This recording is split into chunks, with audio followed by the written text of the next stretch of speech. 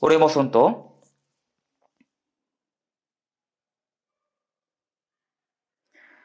Dios Padre misericordioso que nos ama, en el fin del mundo, tú nos salvaste llamándonos entre muchas personas de este mundo, así que te damos gracias. También gracias por distinguirnos de este mundo y por guiarnos con tu palabra y con el poder del Espíritu Santo. En este tiempo también, nosotros que fuimos salvos por tu sangre preciosa y estamos aquí reunidos para aprender tu palabra y para alabar tu gracia. Nosotros creemos que tú estás con nosotros en este tiempo, así que te damos gracias. Mira a cada uno de nosotros y cuídanos con tus manos misericordiosos. También guíanos con tu palabra y con el poder del Espíritu Santo para que podamos vivir siendo dignos de ser tus hijos en el resto de nuestras vidas. Suelta con tu gracia, con el poder del Espíritu Santo, a todas nuestras iglesias de Corea del Sur y todas nuestras iglesias del mundo y a todos los hermanos para que en cualquier dificultad ellos puedan salvar a muchas almas perdidas con tu evangelio. El seminario va a empezar desde próxima semana. Oramos para que nos permita tu sabiduría y tu poder para poder guiar a muchas almas perdidas ante ti y opera para que ellos puedan recibir la salvación escuchando bien tu palabra, el seminario. Ayuda para esto.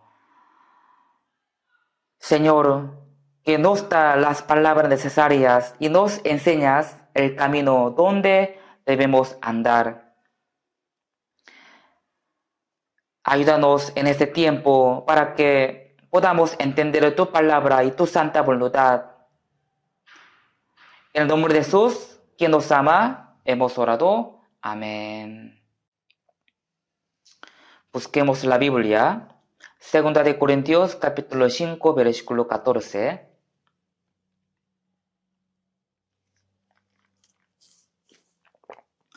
Segunda de Corintios, capítulo 5.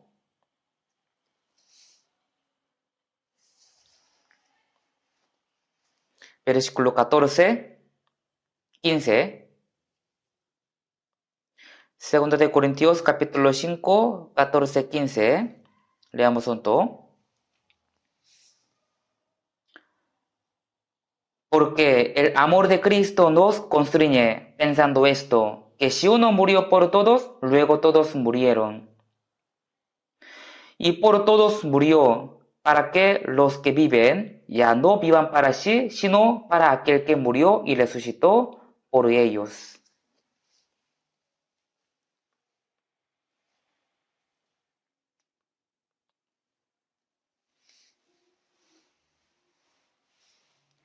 Hasta aquí.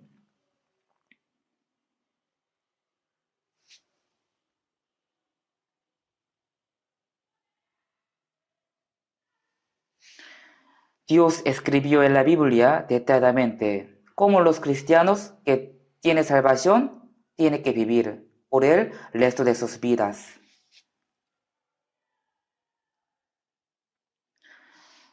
La Biblia dice que los que tienen salvación se llaman vivos y los que no tienen salvación, muertos. Por eso hoy día también, a la continuación de la palabra pasada, les quiero predicar con el tema los vivos y los muertos. En Efesios capítulo 2, 1 dice, y Él os dio vida a vosotros cuando estabais muertos en vuestros delitos y pecados. Significa que cuando Dios nos salvó, Él salvó nuestras almas que estaban muertas en nuestros delitos y pecados. El día que Adán desobedeció la palabra de Dios y comió el fruto del árbol de la ciencia del bien y del mal, su alma murió. Sí, su carne vivió largamente y murió siendo viejo, pero su alma murió directamente el día cuando desobedeció la palabra de Dios. Él murió significa que se desconectó con Dios espiritualmente. La electricidad se la utiliza para alumbrar las calles y para poder utilizar distintas máquinas, pero cuando se corta la electricidad, todo se paraliza. Esto se llama estar muerto. Es decir, no poder mostrar su habilidad es estar muerto. Dios creó al hombre a su imagen para que el hombre pueda tener relación con Dios eternamente por medio de su amor. Pero al desobedecer la palabra, la comunicación con Dios se cortó.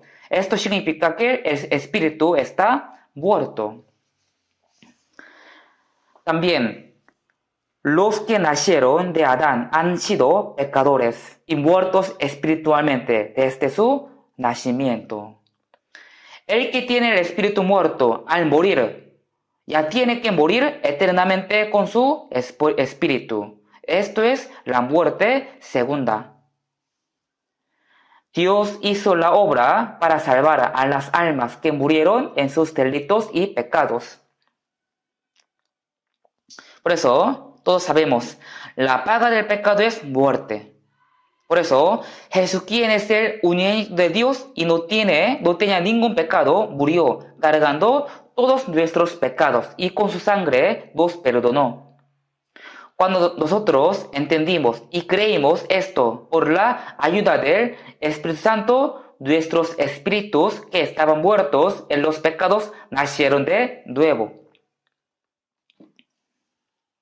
Esto pasa solo una vez en la vida de uno. Por eso, recibir la salvación, nacer de nuevo y tener la vida eterna significa que el espíritu que murió en los delitos y pecados volvió a vivir. Los que no tienen la salvación se llaman muertos, aunque su cuerpo está vivo. Entre los salvos y los muertos hay una diferencia abismal, como la diferencia entre el infierno y el cielo. Entonces, hoy tenemos que aprender cómo deben vivir los salvos, cómo deben vivir los vivos. La Biblia enseña en detalle cómo deben vivir los vivos. Las obras de los que tienen muertos sus espíritus en sus delitos y pecados también están muertas. El diablo opera entre los muertos y hace que el espíritu muera desobedeciendo la palabra y también incita al carácter corrupto para que viva siguiendo el deseo carnal. Por eso, Efesios capítulo 2:1 dice: cuando estabais muertos en vuestros delitos y pecados, en los cuales anduvisteis en otro tiempo, siguiendo la corriente de este mundo, conforme al príncipe de la potestad del aire, el espíritu que ahora opera en los hijos de la desobediencia. El diablo que tiene la potestad del aire opera en el corazón del que no es salvo. Los salvos también antes vivían siguiendo la corriente de este mundo, conforme al príncipe de la potestad del aire. ¿Cómo hemos vivido antes de ser salvos nosotros? Hemos vivido siguiendo la corriente de este mundo, conforme al príncipe de la potestad del aire. El diablo opera en el cuerpo corrupto para que viva según su avaricia carnal. Por eso, los que no son salvos son por naturaleza hijos de ira. La Biblia dice que si los muertos siguen viviendo bajo la potestad de Satanás, al final van a entrar en el fuego eterno preparado para el diablo y sus ángeles.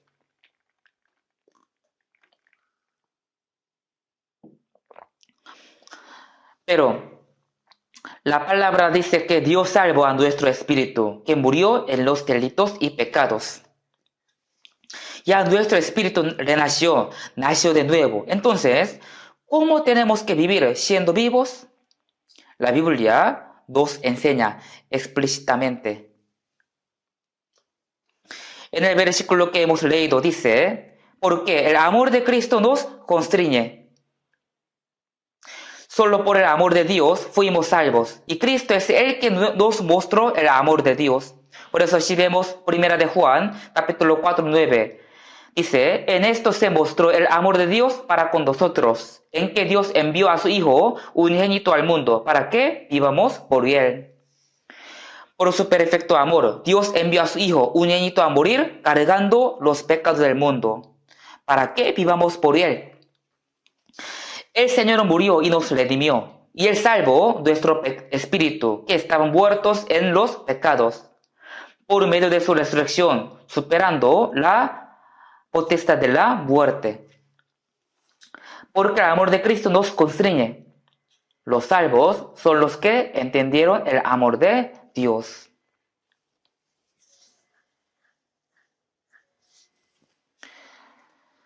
Primera de Juan, capítulo 4, 16 dice, y nosotros hemos conocido y creído el amor que Dios tiene para con nosotros. Dios es amor.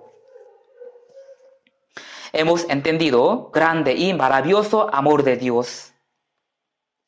El amor de Dios en griego es agape. Es un amor totalmente diferente que el amor del hombre. Es un amor eterno, santo e incondicional. Por este amor de Dios, nuestro espíritu fue salvo y nosotros recibimos la salvación.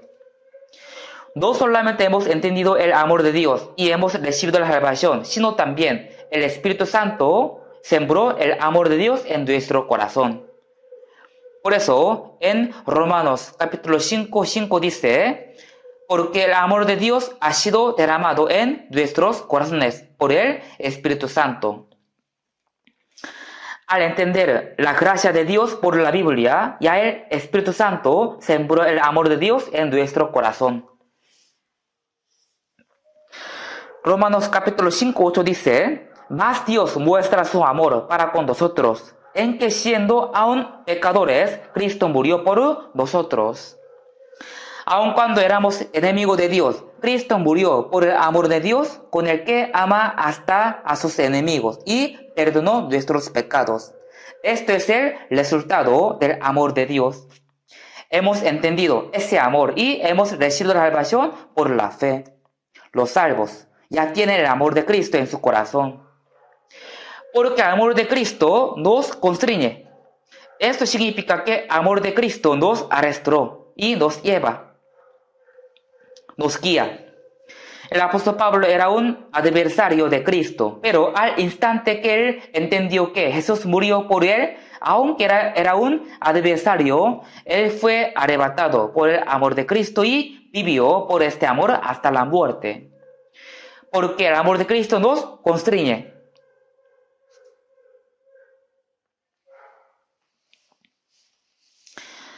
Y también, 2 de Corintios capítulo 5, 14 dice, pensando esto, que si uno murió por todos, luego todos murieron. Un hombre, Adán, cometió pecado, por eso todos se han hecho pecadores.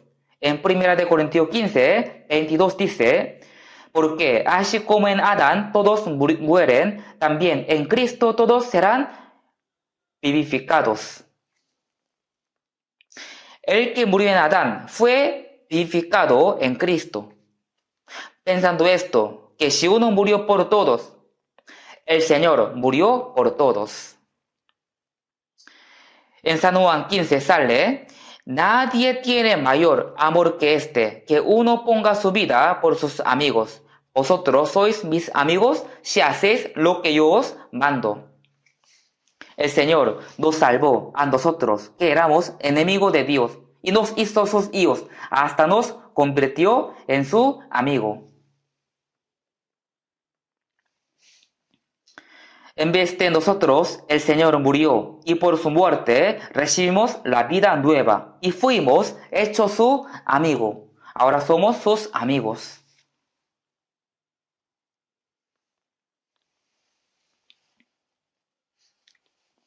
Vosotros sois mis amigos, si hacéis lo que yo os mando. Significa que es natural que el que realmente entendió el amor de Dios y recibió la gracia, vive cumpliendo la palabra. Por eso dice, vosotros sois mis amigos, si hacéis lo que yo os mando. También la Biblia dice, pensando esto, que si uno murió por todos, luego todos murieron. El Señor murió por todos, por mí y por ustedes que están aquí, por todos. Por la Biblia podemos entender que el unigénito de Dios, quien es Dios mismo, Creador y Santo y Eterno, murió por los pecadores. En pocas palabras, el Señor murió en mi lugar. Uno murió por todos. Jesús murió por mí, por todos, por mí. Muriendo salvo nuestro espíritu que estaba muerto en los delitos y pecados. Y por todos murió, dice 2 de Corintios capítulo 5, 15. Y por todos murió. ¿Por qué murió por todos? ¿Con qué propósito nos salvó? Y por todos murió. ¿Para qué? Los que viven. Para que los que viven. Así dice los que viven. Los que viven son los que recibieron la salvación. Recibir la salvación, nacer de nuevo, obtener la vida eterna son las mismas palabras. Por todos murió para que los que viven ya no vivan para sí, sino para aquel que murió y resucitó por ellos. Los que entendieron la gracia de Dios, los que tienen la salvación, ya no viven para sí. Antes de ser salvos, vivían solo para sí mismos. Los que no tienen la salvación viven para las cosas vanas, siguiendo aún sus deseos carnales. Esa es la vida de los muertos. Pero los que tienen la salvación ya no viven para sí mismos, ni tampoco viven siguiendo su deseo carnal. Para que los que viven ya no vivan para sí, sino para aquel que murió y resucitó por ellos. Tenemos que entender el propósito de que Dios nos salvó. Él salvó nuestro cuerpo y espíritu. También nos compró con el precio. Primera de Corintios capítulo 6, 19-20 dice, porque habéis sido comprados por precio, glorificad pues a Dios en vuestro cuerpo y en vuestro espíritu, los cuales son de Dios. El Señor compró nuestro espíritu, cuerpo y todo lo que tengo por su sangre preciosa. Así que todo lo mío ya no es mío, sino que son de Dios. Vivíamos bajo la potestad de Satanás antes de ser salvos. Y vivíamos siendo llevados a la perdición por nuestros pecados. Pero Él nos salvó de ahí. El Señor nos libró del juicio, pagando todos nuestros pecados en lugar de nosotros. Fuimos vivificados. Nos ha pasado de muerte a la vida. Para que los que viven ya no vivan para sí, sino para aquel que murió y resucitó por ellos. Ese es el propósito de que Dios nos haya salvado. El Señor, quien murió y nos salvó, está diciendo, yo morí por ti, te redimí, así que vive por mí. Yo morí por ti y te perdoné eternamente, así que tú ya no vivas más para ti, sino desde ahora, por el resto de tu vida, vive para mí. Entonces, ¿cómo van a vivir ustedes? Para que los que viven ya no vivan para sí. Antes de ser salvos, nosotros vivíamos para nosotros mismos. Solo vivíamos para cumplir nuestros deseos carnales. Pero ahora no. Es normal que los que reciben la salvación vivan para agradar al Señor y vivan para la gloria del Señor por el resto de sus vidas.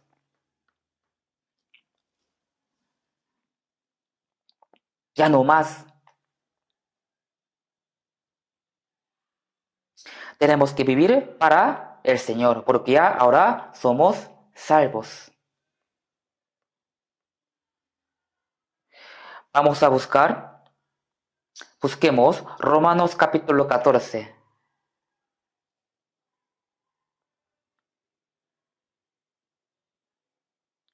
Romanos capítulo 14. Capítulo 14.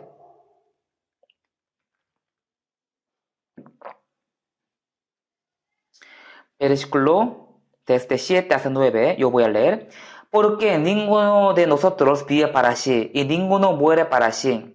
Pues si vivimos, para el Señor vivimos, y si morimos, para el Señor morimos. Así pues, sea que vivamos o que moramos, del Señor somos. Porque Cristo para esto murió y resucitó y volvió a vivir, para ser Señor así de los muertos como de los que viven. Porque ninguno de nosotros. Aquí nosotros indica a los cristianos que reciben la salvación. Son los que ya tienen la vida eterna, los que tienen la esperanza eterna y son los que tienen el mismo propósito de sus vidas.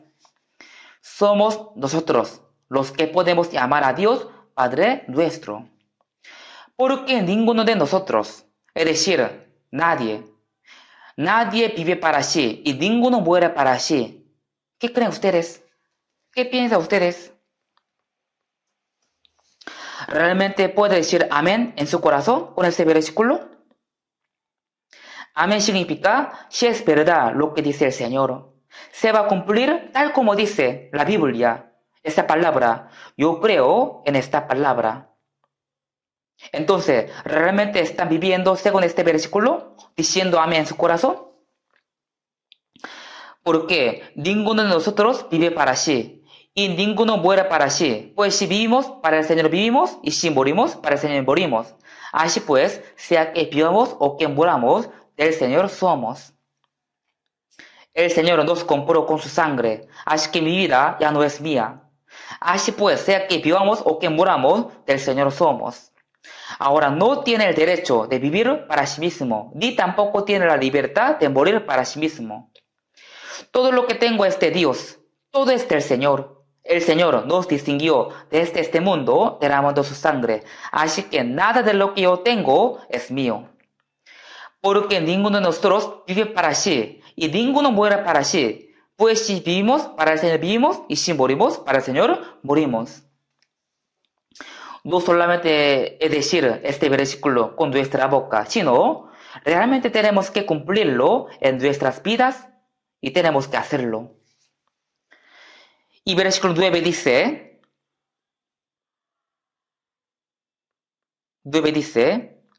porque Cristo para esto murió y resucitó y volvió a vivir, para ser el Señor así de los muertos como de los que viven. Para esto Cristo murió y resucitó. El Señor Jesucristo murió para esto. ¿Murió para qué? Si morimos, para el Señor morimos. Así pues, sea que vivamos o que muramos, del Señor somos. Este es el propósito por el cual nos salvó. Ahora tenemos que vivir según la santa voluntad del Señor. Aunque recibo la salvación por la gracia, pero vive según su voluntad. No debe de vivir así. Porque ninguno de nosotros vive para sí. Hay que vivir para el Señor, quien murió por mí, que soy pecador.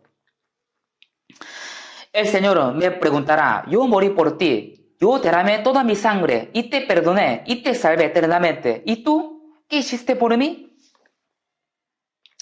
Juan 21:15 dice, Jesús apareció ante sus discípulos después de la resurrección y le ha preguntado a Pedro, ¿me amas más que estos? Así preguntó a Pedro, ¿me amas más que a estos? Y Pedro respondió, sí, Señor, tú sabes que te amo.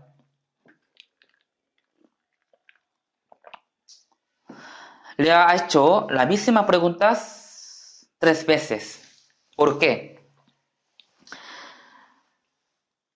Primero, Pedro decía que jamás iba a negar a Jesús. Y cuando Jesús fue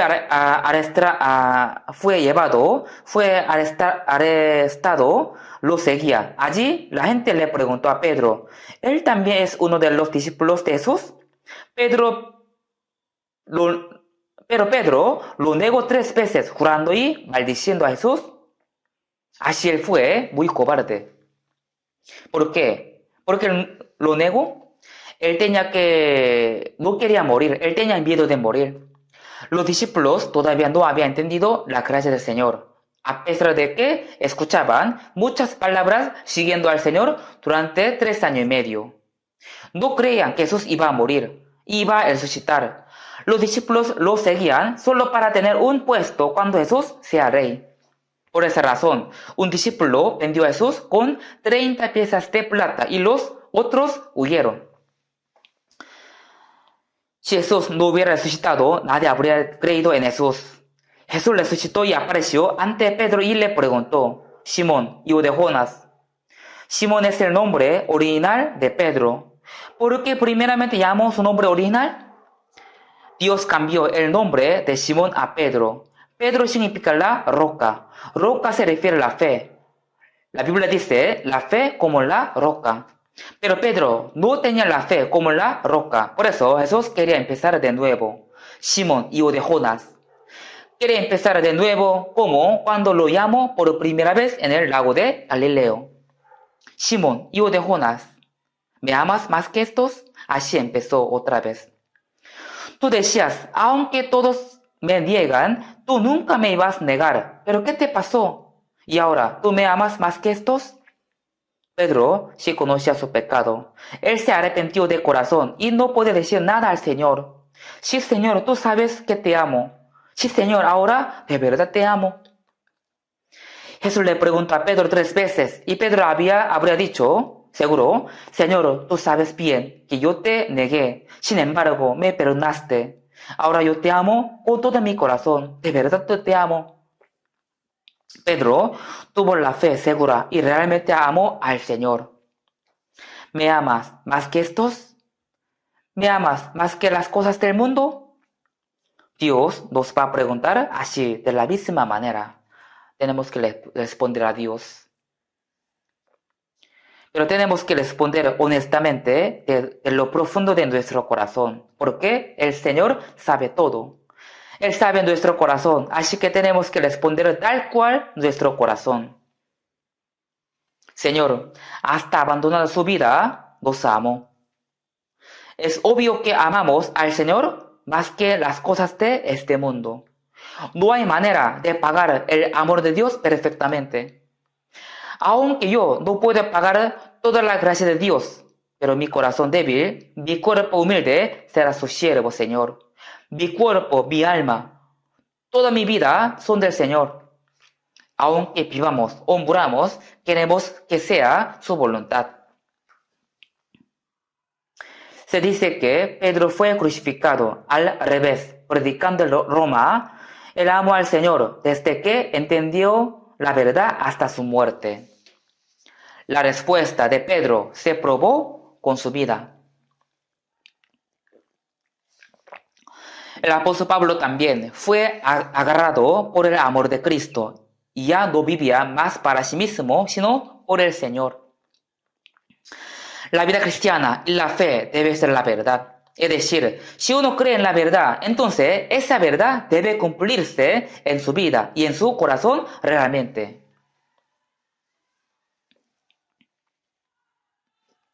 En Marcos 7:6 dice, este pueblo de labios me honra, mas su corazón está lejos de mí. Con su boca dice, Señor, Señor, pero ¿por qué no obedece mi palabra? Es una fe falsa. Es una fe falsa. Si nosotros verdaderamente creemos en el Señor, deben salir las obras por nuestra boca y por nuestro corazón. Así se muestra la fe verdadera. Porque ninguno de nosotros vive para sí y ninguno muere para sí. Pues si vivimos para el Señor vivimos y si morimos para el Señor morimos. Así pues, sea que vivamos o que muramos, del Señor somos. Hay una alabanza. Vivo para el Señor, muero para el Señor. Viva o muera, del Señor soy. Sí, este versículo de verdad debe cumplirse en nuestro corazón y en nuestra vida. Tenemos que reflexionar sobre nuestras vidas si de verdad este versículo se está cumpliendo en mi vida después de la salvación o no. A Dios no le gusta que uno ame otra cosa más que a Dios. Aunque sean sus padres, sus cónyuges y sus hijos, si los ama más que a Dios, no es digno del Señor. Sí hay que amar a los padres, al esposo, a la esposa, a los hijos, pero no puede amarlos más que el Señor. Esto es lo que Dios desea. Romano 8:32 dice así: el que no escatimó ni a su propio Hijo, sino que lo entregó por todos nosotros. El amor de Dios es enorme. Nosotros, ¿qué debemos hacer para pagar su amor? Tenemos que pensar esto. El Señor murió por mí y perdonó mis pecados para siempre, rompiendo la potestad de la muerte. Y por este amor fui su hijo y ahora tengo la esperanza de ir al cielo. Por eso tengo que vivir para el Señor después de la salvación. ¿Qué pagaré a Jehová por todos sus beneficios para conmigo? ¿Cómo pagaré la gracia de Dios? Vivir cuerpo jamás podrá pagar la gracia aunque muera más que 100 veces. Jamás podrá la gracia de Dios perfectamente.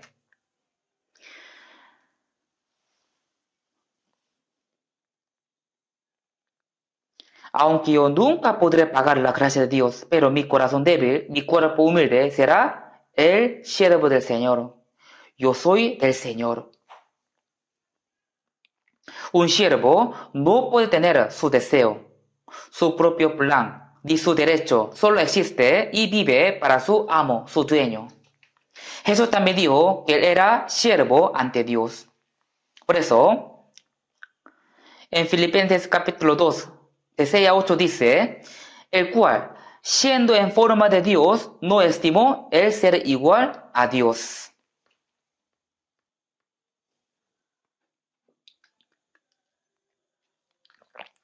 El cual, siendo en forma de Dios, es decir, Jesús es Dios mismo, la Trinidad. Jesús es Dios mismo. Es Dios, pero se despojó a sí mismo, tomando forma de siervo. Dios, quien es creador, se hizo hombre. Jesús no era hombre, sino que era Dios mismo. Pero él se despojó a sí mismo, tomando forma de siervo. El siervo solo tiene que obedecer. Jesús, estando en la condición del hombre, se humilló a sí mismo, haciéndose obediente hasta la muerte. Obedeció hasta la muerte.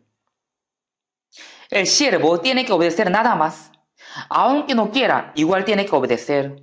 Así es el siervo. Jesús obedeció hasta la muerte. No hay una obediencia más grande que esto. Entonces, nosotros, ¿cómo tenemos que vivir? Cuando quiere hacer, sí hace, pero cuando no quiere hacer, no lo hace. Esto es el real obediencia. Nosotros también tenemos que obedecer hasta la muerte. Así podemos vivir para el Señor. Ahora, el Señor es el dueño de nuestras vidas. Yo no soy el dueño de mi vida. El dueño de mi vida es el Señor. Nosotros llamamos a Jesús nuestro Señor, ¿cierto? Miremos al Señor de la salvación, al Señor de la fe. El Señor es el dueño de mi vida. Mi plan y mi deseo carnal murió crucificando con el Señor. En Gálatas capítulo 2, 20 dice, con Cristo estoy juntamente crucificado. Mi plan, mi pensamiento, mi derecho, todos fueron crucificados con Jesús. Y ya no vivo yo, mas vive Cristo en mí. El Señor que vive en mí es el dueño de mi vida. Aunque vivamos o muramos, si vivimos con el Señor y morimos con el Señor.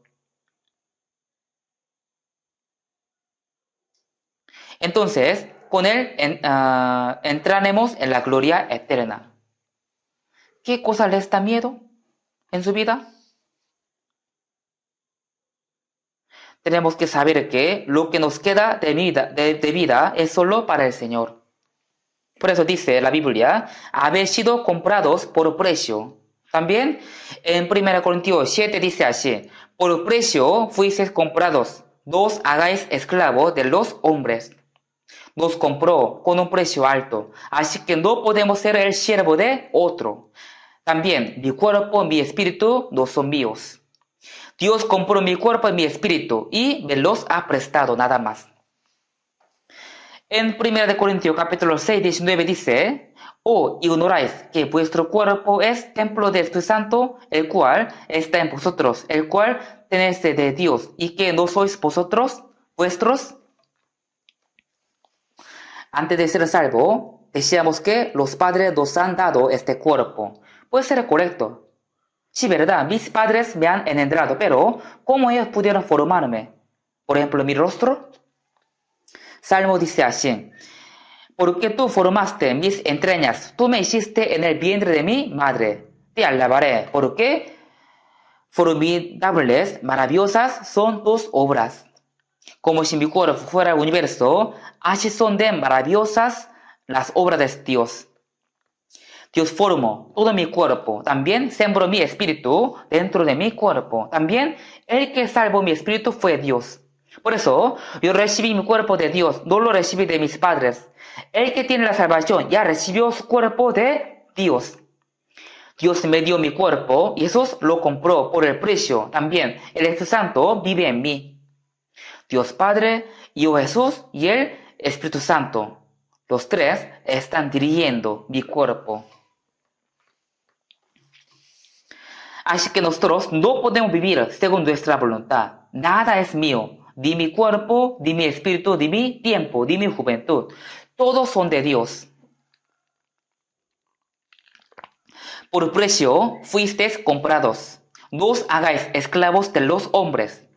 No somos esclavos de nadie, sino solo de Dios.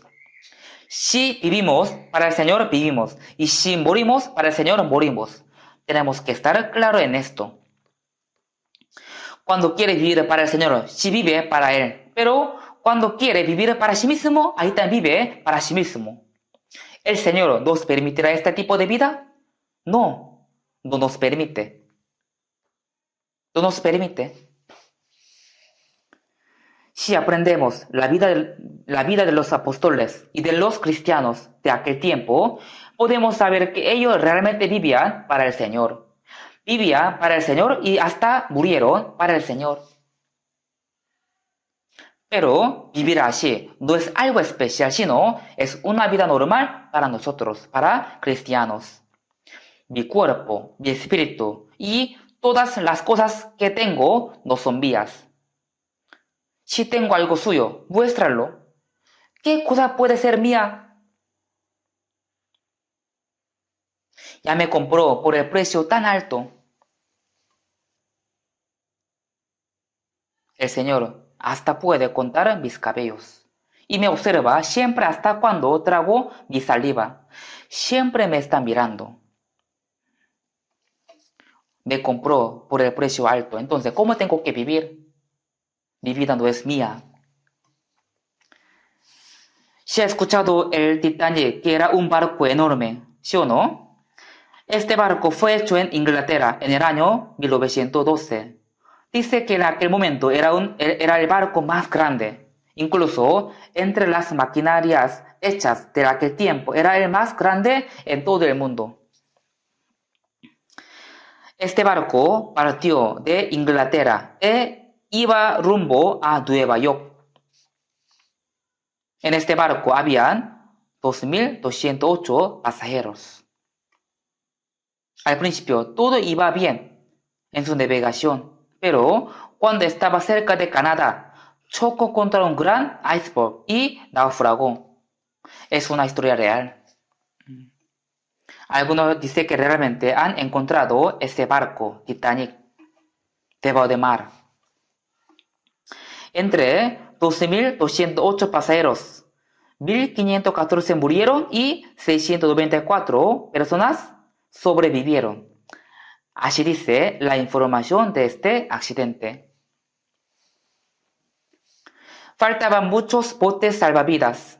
Por eso, Primero hicieron subir solo a las mujeres y a los niños.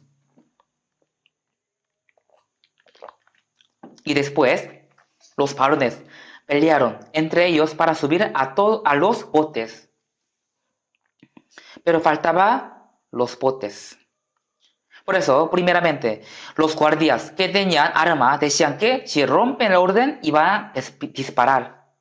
¿Y ellos qué han hecho después? Y ellos echaron suertes. Porque si todos subían a los botes salvavidas, los botes se iban a hundir y todos iban a morir. Por eso echaron suertes. Si ganaba, sobrevivía. Si no, moría.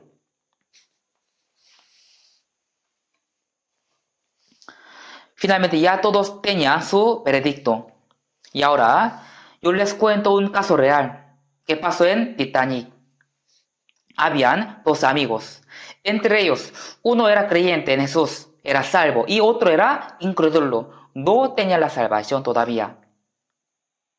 Y el salvo cogió el papel de poder sobrevivir. Ya podía subir en el bote salvavidas, pero el que no era salvo cogió el papel de no poder. Ya se puso pálido. El amigo salvo pudo ver que su amigo estaba atormentado por el miedo de morir. Le daba mucha pena. No fue porque su amigo tenía que morir, sino que su amigo tenía que ir al infierno. Por eso le dio su papel y le dio: tienes que vivir. ¿Qué dices? ¿Tú vas a morir por mí? No puede ser. No puede ser. Está bien, yo puedo morir porque soy salvo, por eso iré al cielo, estaré al lado del Señor. Pero si tú mueres, tienes que ir al infierno. Así que tú debes vivir. Tenga mi papel, ten mi papel y vete. Pero te pido una cosa, tienes que vivir y tienes que entender la gracia de Dios y recibir la salvación. Después nos encontraremos en el cielo. Así, dándole su papel, le decía: vete rápido, súbete al bote.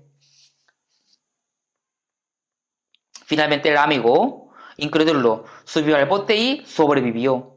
Y como su amigo le pidió, fue a una iglesia y escuchó el evangelio y recibió la salvación. Y después ese amigo se hizo predicador. Y un día él predicó en una iglesia: 2 personas murieron por mí.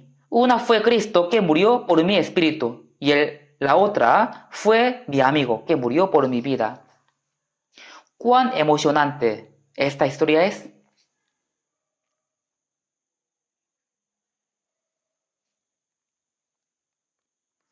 Nosotros no tenemos 2 personas que murieron, pero por lo menos tenemos una. ¿Quién? Jesús. Tenemos a la que murió por nuestro espíritu. Este hombre, no solo recibiendo la salvación como su amigo le pidió, sino también, siendo predicador, pudo pagar la gracia de su amigo, viviendo para el Señor, predicando la palabra, el evangelio. Es normal que nosotros vivamos por el Señor, quien murió y resucitó por nosotros. En Salmos capítulo 118, 17 dice: no moriré, sino que viviré y contaré las obras de Jehová. ¿Por qué razón hay el que recibe la salvación tiene que vivir más sin morir aún? ¿Hay algo más que quiere tener? ¿O vive para cumplir el deseo del mundo? ¿O vive porque no puede morir? ¿O vive para su deseo carnal? Ya no más, no para esto. Si los salvos viven en la voluntad de Dios y mueren, entonces van a entrar en la gloria. Aunque sea cualquier cosa peor de este mundo, no puede ser peor que la gloria del cielo. Por eso, la razón por la que un salvo tiene que seguir viviendo es para predicar la obra que Dios ha hecho. No moriré, sino que viviré y contaré las obras de Jehová. Hay muchas obras que Dios ha hecho, pero entre ellas la obra más maravillosa es que Él entregó a su unigénito para morir en la cruz y perdonó nuestros pecados. y salvó nuestro espíritu, que estaba muerto en los delitos y pecados, y nos ha hecho sus hijos y pueblo del cielo. Esta es la obra más grande y más maravillosa. Ni él podrá volver a hacer esta obra, ni jamás podrá hacer una obra más grande que esta. No moriré, sino que viviré, y contaré las obras de Jehová. ¿Por qué razón todavía no muere el que tiene la salvación y vive aún? ¿Por qué razón todavía vive? ¿Acaso vive porque no puede morir? ¿O vive para cumplir el deseo de este mundo? ¿O vive para cumplir su deseo carnal? Respondamos honestamente en nuestros corazones.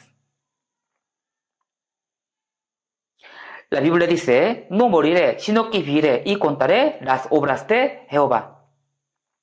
Salmos, capítulo 76, 16 dice, venid, oíd, todos los que teméis a Dios, y contaré lo que ha hecho a mi alma.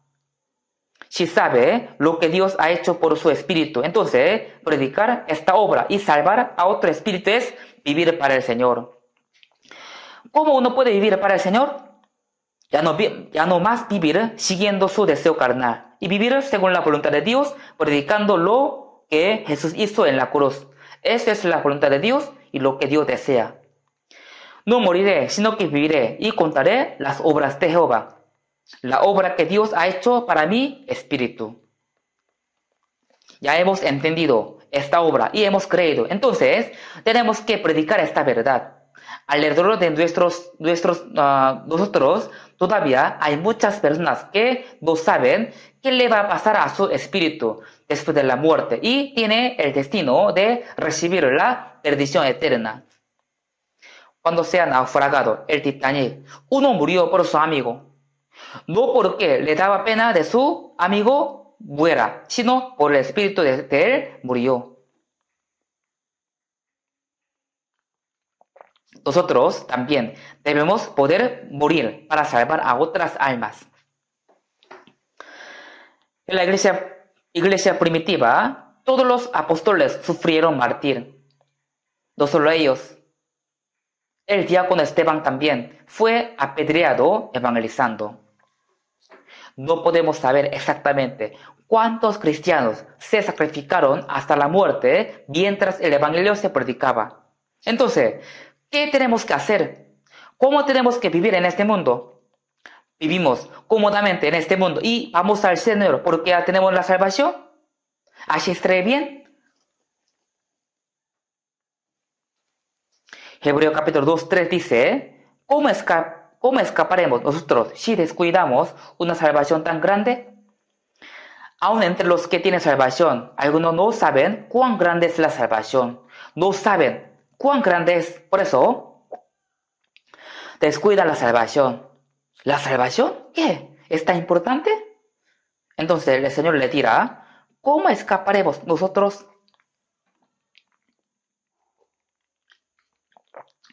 Nosotros ya sabemos cuán grande y cuán maravillosa es la salvación que recibimos. Así como su salvación es preciosa, debe apreciar a las demás almas. Ya el Señor de Titanic murió por su amigo, que tenía que ir al infierno. Los que predican el Evangelio tienen que predicar con este corazón. Si sabe bien que su espíritu es precioso, pero no sabe que el espíritu de otro también es precioso. Por eso lo menosprecia. Descuida la salvación de otra persona. Aunque reciba o no reciba la salvación, no es mi asunto. No es un asunto importante. Por eso solo le dice por encima. Ya tiene que recibir la salvación. Tiene que ir al cielo. No tiene que ir al infierno. Solo dice por encima. Solo le dice una o dos veces y lo deja.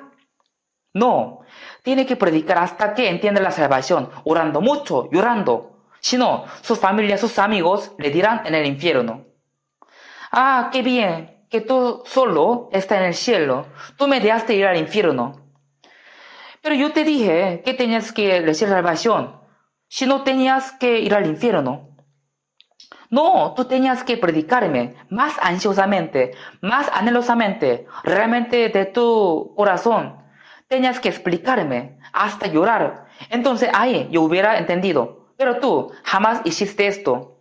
Así seguro se va a quedar contra nosotros.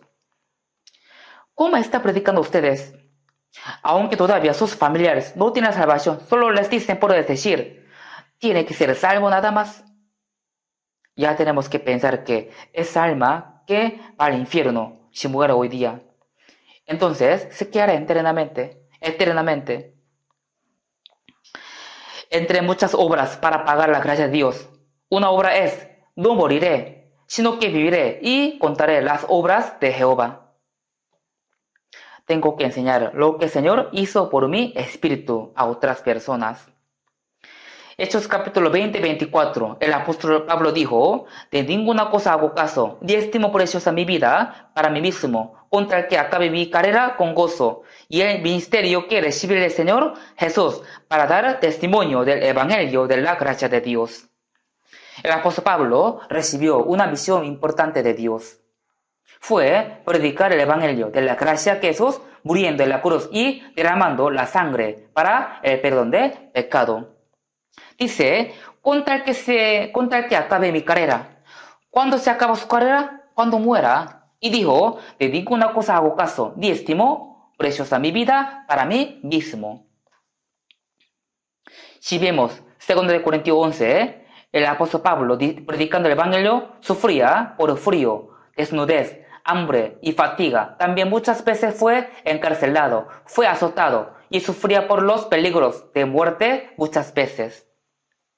Hay un dicho, todos los caminos van a Roma. Por eso el mayor de los deseos de Pablo era ir a Roma y predicar ahí. Cuando los judíos querían matar al apóstol Pablo en el juicio, él apelaba a César. Él pudo hacerlo porque él ya tenía la ciudadanía de Roma. Si uno apeló a César, tenía que ir a Roma a recibir juicio en Roma. Por eso fue llevado a Roma. Y durante 2 años estuvo en una casa porque le suspendieron la pena momentáneamente. Y en ese tiempo él evangelizaba y al final fue decapitado. Él vivía evangelizando y murió por el evangelio. En la parte final del capítulo 28 del libro de Hechos, dice que Pablo predicaba durante 2 años y no hay más historia. Es decir, él murió después. Por eso, si vemos 2 Timoteo capítulo 4 dice, porque yo ya estoy para ser sacrificado y el tiempo de mi partida está cercano. Ya estoy para ser sacrificado. Eso se refiere a un sacrificio en el cual derrama la sangre de la ofrenda en la tierra. He peleado la buena batalla, he acabado la carrera, he guardado la fe. Por lo demás, me está guardada la corona de justicia, la cual me dará el Señor, juez justo. De verdad, él, antes de morir, él levantó un grito de victoria. ¿Pero por qué? ¿Por qué? ¿Porque solo él pudo predicar 2 años en Roma? Él quería ir a España para predicar. Entonces, ¿por qué Dios no le dio un poco más tiempo? Primero, él quiere ir a Roma a predicar. Por eso finalmente fue allá. A pesar de esto, solo podía predicar durante 2 años, siendo un prisionero al que le suspendieron momentáneamente la pena. Y se acabó su vida y su predicación después de 2 años. ¿Por qué Dios no le habría hecho así? ¿Por qué Dios le habría hecho así? Yo también tenía esa duda. Pero no es que ya se terminó de escribir el libro de Hechos, sino que aún sigue escribiéndose el libro de Hechos. No solamente se llama Hechos de los Apóstoles, sino también Hechos del Espíritu Santo, Hechos de las Iglesias. Por esa razón, se va a escribir el libro de los Hechos hasta la venida del Señor. Yo pienso que los 2 años en Roma es una versión reducida de 2000 años de la historia del cristianismo. Todavía sigue la operación del Espíritu Santo. El sufrimiento del apóstol Pablo debe repetirse por medio de nuestras vidas. Por eso, si no predicamos el evangelio, esto será un gran pecado ante Dios.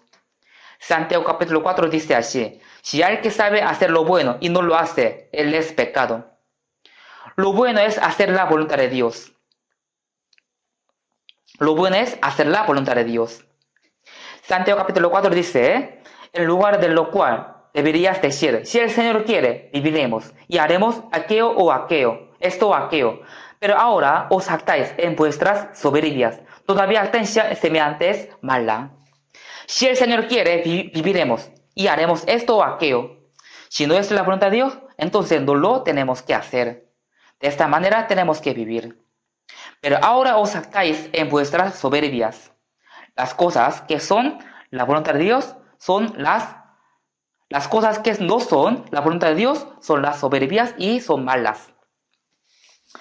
Sabiendo bien que tiene que predicar y esto es lo bueno, pero no lo hace. Entonces, ¿habría un pecado más grave que esto? Sí, alimentar a los que sufren por hambre, ayudar a los enfermos para que reciban un tratamiento y ayudar con dinero a los alumnos que no tienen dinero para estudiar. Todo es bueno. Pero más que estas cosas, ayudar a las almas para que sea salvo es lo mejor. Si ayuda un poco a los pecadores que van a perecer, podrán ser salvos, pero piensan, esta persona, ¿qué tiene que ver conmigo? Ya estoy ocupado y además si le prediqué, pero él no quiere. No le voy a predicar más, solo me quitaré mi tiempo. Así dando algunos pretextos no predican. Romanos capítulo 10 dice así, ¿cómo oirán sin haber quien les predique? ¿Y cómo predicarán si no fueren enviados? Como tú enviaste al mundo, así yo los he enviado al mundo. También dice la Biblia, a quienes remitiréis los pecados, les son remitidos. A quienes les tuviereis, les son retenidos. Si predica lo que el Señor cumplió, la gente va a recibir el perdón de pecado. Pero si no predica, la gente tiene que ir al infierno. Entonces, ¿podría decir que no es su responsabilidad? ¿Y cómo predicarán si no fueran enviados? Aunque el Señor fue crucificado y perdonó todos los pecados para siempre, si no predicamos, nadie podrá ir al cielo. Si los salvos no predican, nadie puede ser salvo. Jesús fue crucificado y resucitó para perdonar todos los pecados, y el Espíritu Santo vino a la tierra para hacer que las personas entiendan este amor y lo predica por medio de los que tienen salvación. Cuando venga el Espíritu Santo con su poder, debe ser testigo hasta lo último de la tierra, pero porque no quiere ser testigo, no tenemos que vivir cerrando nuestra boca. Aunque escuche o no escuche, igual tenemos que predicar. Uno trabaja en una empresa, otro tiene su propio negocio y algunos son agricultores.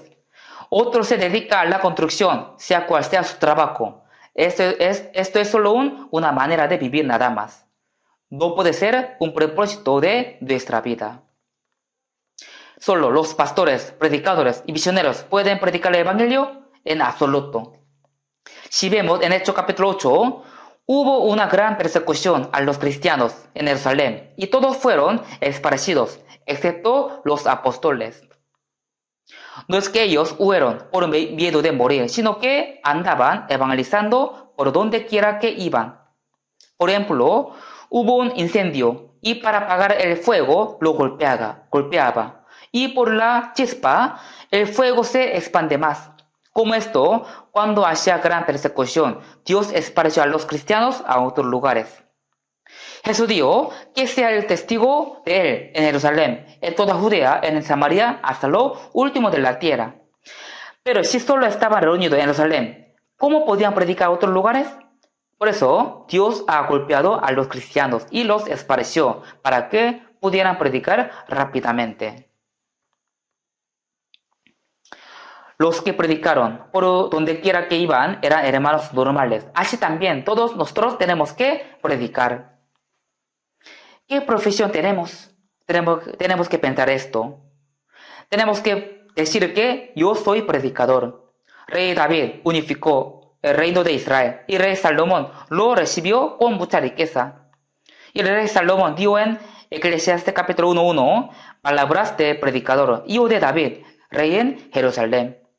Porque Dios le entregó al rey Salomón, reino unificado de Israel, y le mandó que lo gobierne, fue para que testifique a Dios.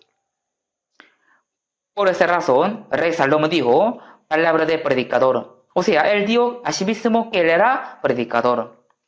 Palabra de predicador, rey en Jerusalén. Yo soy predicador. En el libro Eclesiastés, la palabra soy predicador sale 7 u 8 veces. Y la palabra vanidad sale más que 30 veces, sale 37 veces. Vanidad de vanidades, todo es vanidad. Rey Salomón pudo tener y disfrutar todas las cosas y dijo, vanidad y vanidades, todo es vanidad. También dice Eclesiastés capítulo 2, ¿quién comerá y quién se cuidará mejor que yo?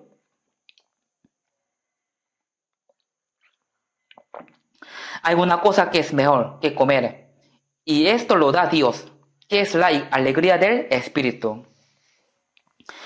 Cualquier cosa del mundo es una cosa vana, y hay algo mejor que esto. Esto es la alegría del Espíritu. Tenemos que transmitir esto. 1 Corintios 9:16 dice, ay de mí, si no anunciaré el Evangelio.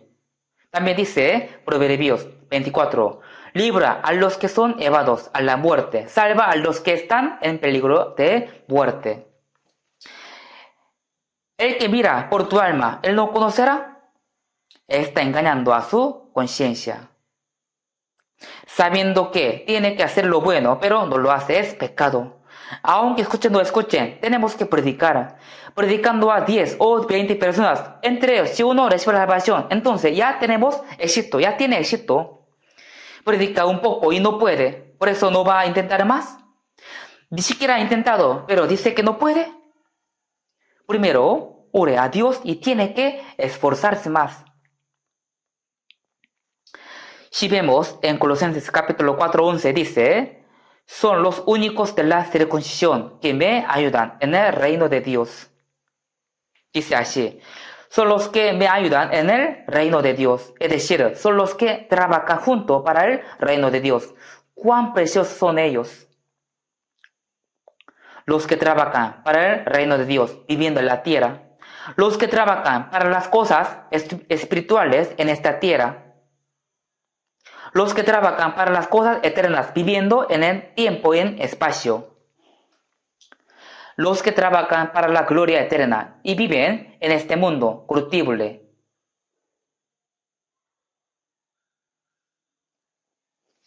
¿Quién los conocerá? Aunque un hombre tiene la mayor autoridad de este mundo, con su autoridad no puede salvar ni una alma. Los científicos pueden hacer cohetes y pueden enviarlos a la luna, pero no pueden enviar ni un alma al cielo. Aunque sea un hombre más rico en este mundo, con su dinero, ¿puede comprar un alma? No puede, pero nosotros sí podemos comprarlo. Pero ¿por qué no lo hacen? Dios nos ha dado un privilegio muy especial. Evangelizar es una misión mayor en este mundo. Y esto es el propósito de la vida de los cristianos. Salvar a las almas que tienen que ir al infierno para que puedan ir al cielo es un gran privilegio. Pero ¿por qué no lo dejan? ¿Por qué lo dejan para que vaya al infierno?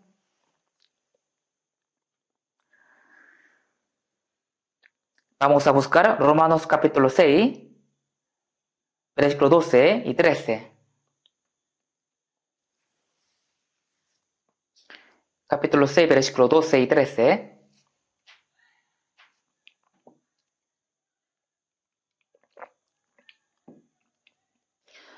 Leamos junto. No reine, pues, el pecado en vuestro cuerpo mortal, de modo que lo obedezcáis en sus concupiscencias, ni tampoco presentéis vuestros miembros al pecado como instrumentos de iniquidad, sino presentaos vosotros mismos a Dios como vivos de ante los muertos, y vuestros miembros a Dios como instrumentos de justicia.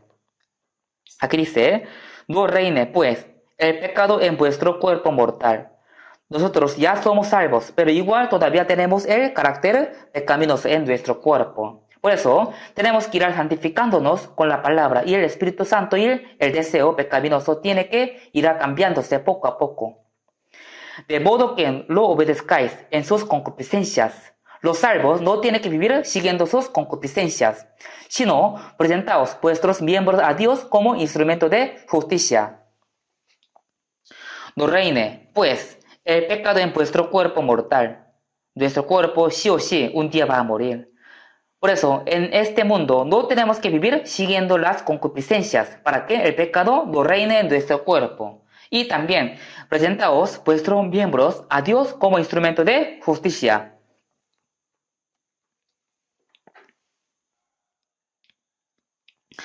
Ni tampoco presentéis vuestros miembros al pecado como instrumento de iniquidad, sino presentaos vosotros mismos a Dios como vivos de entre los muertos. Nosotros somos los que hacemos la guerra para la justicia. Es una guerra contra el diablo. Primero luchamos contra sí mismo, luchamos contra este mundo y también luchamos contra el diablo. El diablo pone obstáculos a las personas para que no puedan entender ni puedan creer en la gracia de Dios. Y siempre muestra las cosas espléndidas de este mundo para que hasta la muerte no se dan cuenta de que sus almas tienen que perecer en el infierno. Nosotros tenemos que salvarlos de la potestad de Satanás. Es una guerra grande. En este mundo, ¿por qué hacen guerra entre el comunismo y la democracia? Los países comunistas quitan la libertad de las personas. Por esta razón, los países democráticos luchan contra el comunismo para la libertad y la paz de las personas. Pero nosotros hacemos una guerra para obtener una cosa mejor que esto. Es una guerra contra el diablo que quiere llevar a las personas al infierno. En Efesios capítulo 2 dice, luchamos contra el que tiene la potestad del aire, contra huestes espirituales de maldad. En esta guerra, ¿cuál es el instrumento que usamos? Nuestro cuerpo.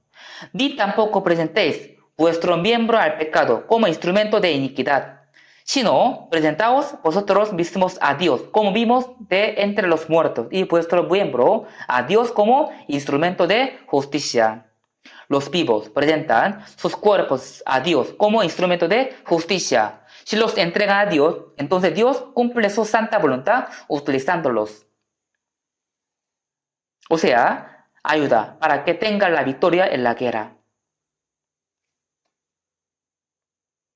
Es una guerra en la cual primero tiene que dominar su deseo carnal y después salvar a las almas de la potestad del diablo.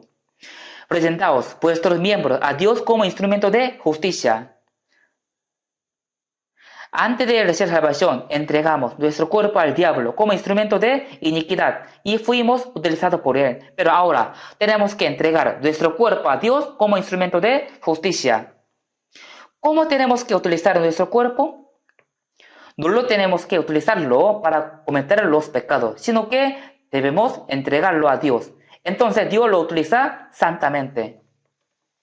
Nuestro cuerpo debe ser utilizado por Dios como un instrumento santo. Con nuestro cuerpo tenemos que predicar y hacer la voluntad de Dios. Nuestro cuerpo no debe ser utilizado como un instrumento de iniquidad, no para cometer pecado. Las manos de Jesús fueron clavadas por nuestros pecados que cometimos con nuestras manos. Sus pies fueron clavados por los pecados que hemos cometido con nuestros pies. Por los pecados que hemos cometido en nuestro pensamiento, le pusieron la corona de espina. Y le pincharon su corazón por nuestros pecados que cometimos en nuestro corazón. Jesús pagó por todos nuestros pecados en la cruz.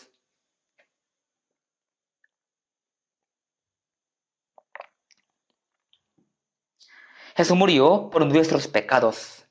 A pesar de esto, ¿quieres seguir cometiendo más pecado con este cuerpo? De ninguna manera. Mi cuerpo ya no es mío, sino de Dios. Señor, te entrego mi cuerpo, úselo según su voluntad. Entonces el Señor lo utilizará. Si vemos 1 de Timoteo capítulo 2, 25, apóstol Pablo dijo a Timoteo, como obrero que no tiene de qué avergonzarse, que use bien la palabra de verdad. Como obrero que no tiene de qué avergonzarse, significa que no tengo que tener vergüenza en mi corazón ni en mi vida, en mi hablar ni en mi actuar. También dice, presentaos vuestro miembro a Dios como instrumento de justicia. Si entregamos nuestro cuerpo a Dios, Él lo utiliza permitiéndole su poder.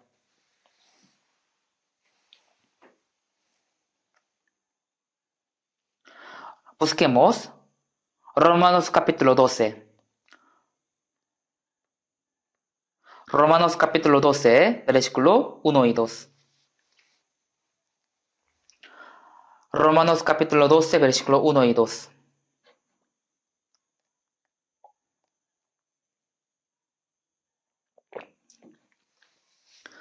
Leamos junto. Así que, hermanos, os ruego por las misericordias de Dios que presentéis vuestro cuerpo en sacrificio vivo, santo, agradable a Dios, que es vuestro cual racional.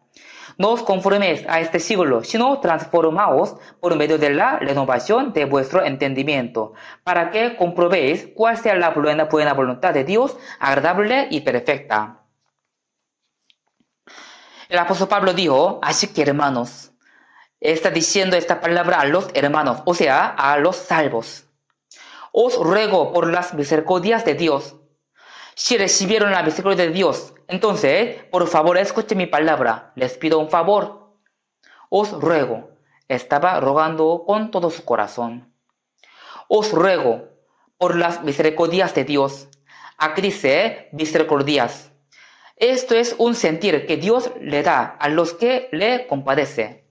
Nosotros recibimos las misericordias de Dios. Entonces, ahora Pablo nos está rogando que escuchemos esta palabra. ¿Qué palabra? Hermanos, os ruego por las misericordias de Dios que presentéis vuestro cuerpo en sacrificio vivo, santo y agradable. Presentéis vuestro cuerpo. ¿Por qué? Dios ya me compró por su sangre.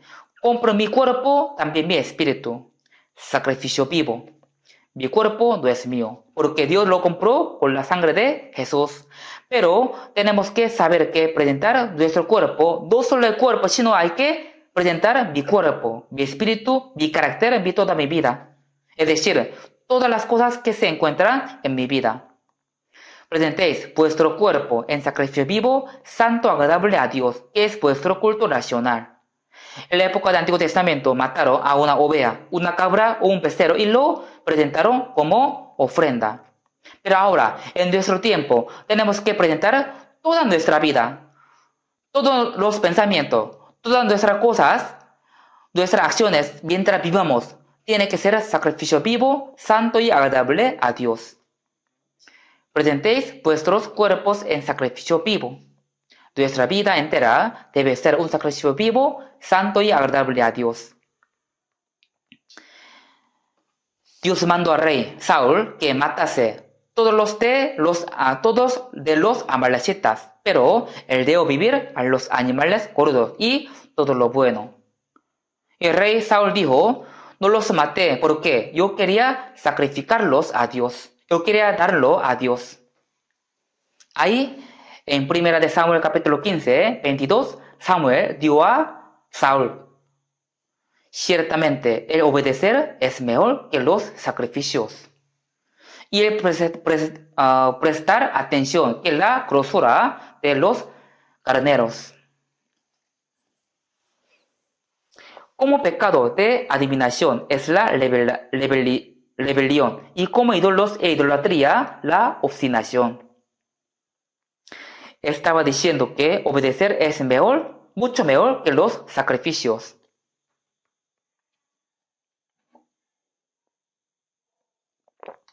El sacrificio vivo indica toda mi vida. Todas las obediencias que hacemos mientras vivamos es el sacrificio vivo y el culto racional.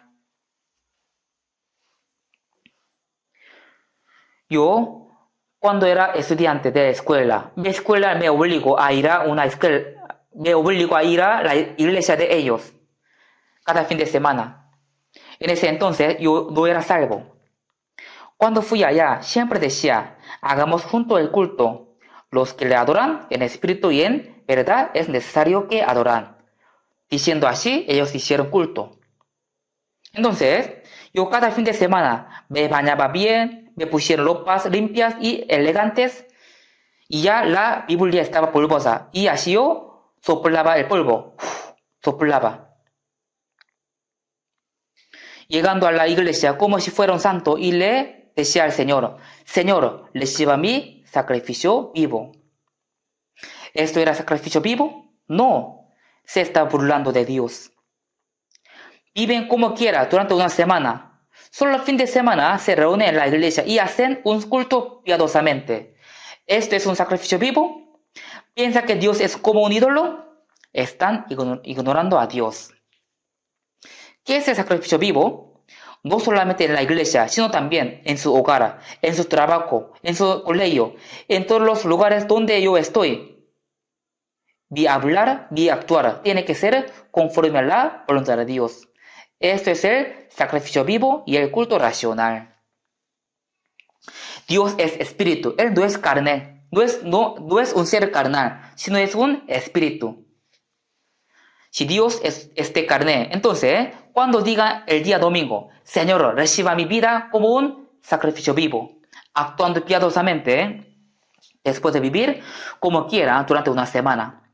Quizás a Dios le podría costar, pero Dios no es de carne, sino Dios es espíritu.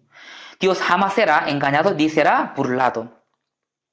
¿Está menospreciando a Dios?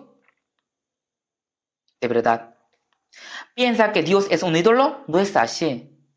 Dios mira todas las cosas de nuestra vida. Nuestra vida entera debe ser el sacrificio vivo, santo y agradable a Dios. La Biblia dice, por tanto procuramos también, o ausentes o presentes, serle agradable. Dice 2 Corintios capítulo 5, 9. En su hogar, en su trabajo, en su iglesia, todas las cosas que hagan en su hogar, tienen que ser las que agraden al Señor. Eso es el sacrificio vivo, santo y agradable. Por eso, la Biblia dice, presentéis vuestro cuerpo en sacrificio vivo, santo, agradable a Dios. No os conforméis a este siglo. No tenemos que imitar ese siglo que es muy pervertido y corrupto.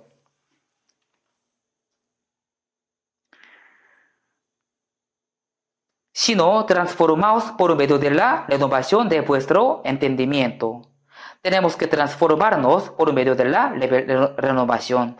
¿De qué manera? Cada día tenemos que renovar nuestro corazón con la palabra y con el Espíritu Santo. Recibir la salvación por la sangre preciosa se realiza un solo momento, pero renovar nuestro corazón y cambiar nuestra vida debe realizarlo todos los días, continuamente. Por eso, todos los días tenemos que leer la Biblia y memorizar los versículos, y cada fin de semana tenemos que escuchar la palabra. Practicando la palabra aprendida, nuestro corazón y nuestra vida se cambian poco a poco. Pero algunos, aunque ya pasaron 3 años, 5 años, 10 años, todavía es igual, no se cambia nada. El día domingo va a la iglesia, ora y alaba a Dios, parece que tiene una fe grande, pero fuera de la iglesia vive de la misma forma de la gente de este mundo. ¿Esto será la vida cristiana? Cuando quiera vivir como quiere, así vive. Pero a veces, cuando se acuerda de Dios, ahí vive un poco para el Señor. Si vemos 2 Corintios capítulo 8, 9, los hermanos de Macedonia dieron una generosidad, que son las ofrendas a los hermanos pobres de la iglesia de Jerusalén. Y dice, asimismo se dieron primeramente al Señor y luego a nosotros por la voluntad de Dios. Antes de dar la ofrenda, primero ellos se dieron a sí mismo al Señor. Asimismo se dieron primeramente al Señor y luego a nosotros por la voluntad de Dios. Los santos de Tesalónica recibieron el Evangelio con el gozo y en tribulaciones. En tribulaciones han ofrendado abundantemente en su profunda pobreza. Con agrado han dado conforme a sus fuerzas y aún más allá de sus fuerzas. Asimismo se dieron primeramente al Señor y luego a nosotros por la voluntad de Dios. Por ejemplo, un ladrón de repente se le aparece y con un arma le amenaza diciendo, dame la plata, dame todo lo que tiene en tu bolsillo. En esta situación, ¿cómo tenemos que hacer? No te voy a dar, aunque me mates, jamás te daré. ¿Así hacemos? Si hacemos esto, podríamos morir. Quitar nuestra vida hasta nuestra plata. Aunque nos dé pena de darle la plata, debemos de decir, si te daré todo, no me mates. Primero hay que vivir cierto, pero algunos, como necio dice, jamás te daré mi plata, aunque me mates. Entre los salvos, algunos viven de esta manera. Señor, te daré mi cuerpo, mi vida, pero jamás te puedo dar mi plata. Esconde su riqueza. Así con labio canta, solo tengo mi cuerpo para dar, te lo entrego. Pero Dios lo conoce bien. Tú escondiste su riqueza. Y también algunos dicen, sí puedo dar mi riqueza, pero no puedo dar mi cuerpo. Ora bien, ofrenda bien, pero no quiere entregarse a sí mismo. No quiere dar su cuerpo, no quiere participar en la obra de la iglesia. Se esconde a sí mismo. ¿A Dios le agradará esto? Todo es del Señor. Entre las cosas que yo tengo, ¿dónde están mis cosas? Si tiene algo suyo, muéstrelo. Mi cuerpo, mi espíritu y toda mi vida es del Señor. No tengo la libertad ni el derecho de vivir para mí. Tampoco tengo la libertad de morir para mí. Aunque vivamos o muramos, sea según su voluntad.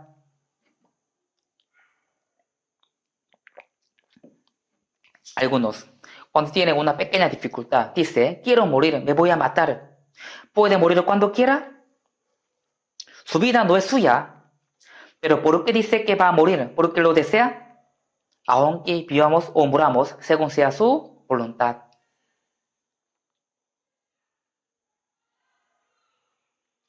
Si deja su vida en la mano de Dios, Dios la utiliza según su santa voluntad. Por eso, la Biblia dice, dos conformes a este siglo, sé santos de esta perversa generación. Sé salvos de esta perversa generación. Si vemos Hechos capítulo 2, dice que 3.000 personas fueron salvos en el día de Pentecostés y les han dicho, sed salvos de esta perversa generación.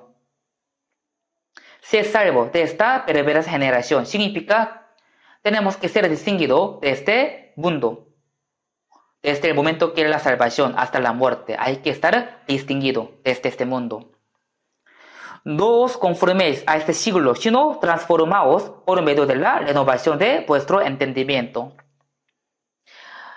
Después de la salvación, el corazón y la vida tienen que cambiarse poco a poco. Pero algunos, aunque tengan mucho tiempo de la salvación, igual tratan mal a los hermanos, se enojan y dicen todo lo que quiere decir, a veces hasta insultan a otros. Tengo duda de la salvación de ellos. ¿Cómo puedo hacer esto? A veces golpean a otros. Creo que no tiene la salvación o no está bien algo en su vida cristiana. Sino transformaos por medio de la renovación de vuestro entendimiento, para que comprobéis cuál sea la buena voluntad de Dios, agradable y perfecta. Transformándose, tiene que saber cuál es la voluntad de Dios, cuál es la voluntad de Dios. Tengo que hacer solo lo que a Dios le agrada. Y aunque quiero hacer algo, pero a Dios no le agrada, entonces no lo tengo que hacer. Para que comprobéis cuál sea la buena voluntad de Dios, agradable y perfecta. Dios nos pide perfección. Tenemos que imitar poco a poco al Señor. Toda la vida en la cual podamos vivir comprobando cuál es la buena voluntad y perfecta, esto será el sacrificio vivo y culto racional. Así es la vida de los vivos. Busquemos un versículo más. 1 Corintios capítulo 15, versículo 58.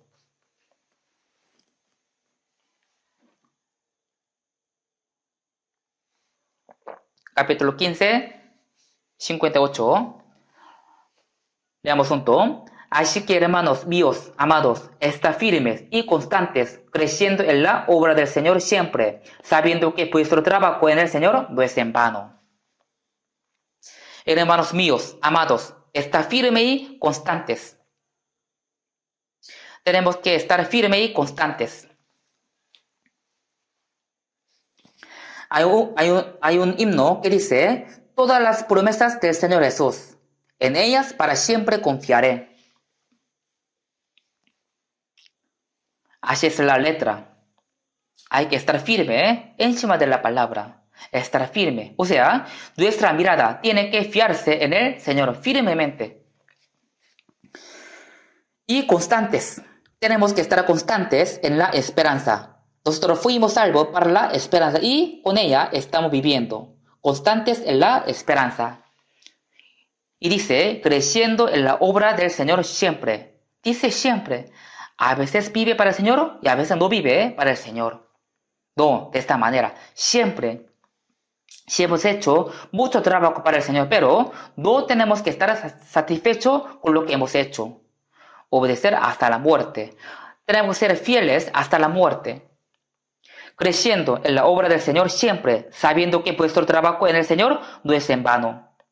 Aunque vivimos en este mundo vano, somos los que trabajamos para cosas incorruptibles. Creciendo en la obra del Señor siempre. La obra en el Señor no es en vano. Cuando estemos ante el Señor, solo quedarán las obras que hemos hecho para el Señor. Por eso, 2 Corintios capítulo 5, 9-10 dice, por tanto procuramos también, o ausentes o presentes, serle agradable, porque es necesario que todos nosotros comparezcamos ante el tribunal de Cristo, para que cada uno reciba según lo que haya hecho mientras estaba en el cuerpo, sea bueno o sea malo. Vivir a la voluntad de Dios es el bien. No vivir a su voluntad es el mal. Vivir siguiendo el Espíritu Santo es el bien y vivir siguiendo la carne es el mal. Vivir para el Señor es el bien, vivir para sí mismo es el mal. Cuando estemos ante Dios, Dios nos va a juzgar en el juicio de la recompensa. Alguno dice, ya tengo la salvación, es suficiente, no necesito tanta recompensa. A mí no me importa.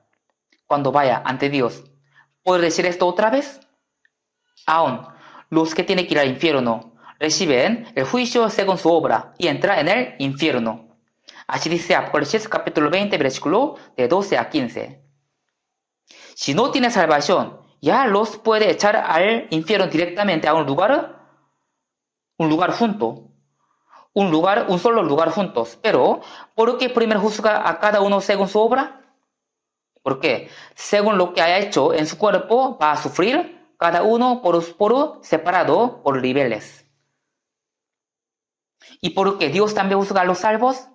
Cada uno recibe diferente nivel de gloria según su obra. Debe ser así.